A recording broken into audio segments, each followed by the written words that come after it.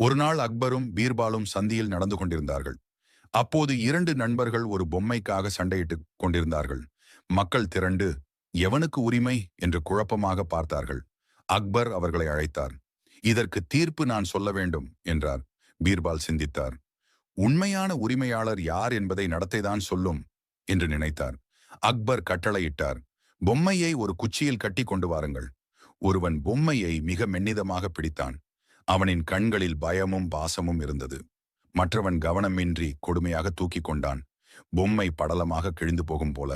பீர்பால் அமைதியாக அவர்களை பார்த்தார். பின்னர் அக்பரிடம் மெதுவாக சொன்னார், மன்னா, பொம்மையை காயப்படுத்தாதவன்தான் இதன் உண்மையான உரிமையாளர். அக்பர் மகிழ்ச்சியுடன் தீர்ப்பு சொல்லினார். அன்பு காண்பிப்பவன் தான் உண்மையான உரிமையாளர். மக்கள் கைத்தட்டலுடன் பாராட்டினர். பொம்மை அதன் உண்மையான சிறுவனிடம் திரும்பி போனது.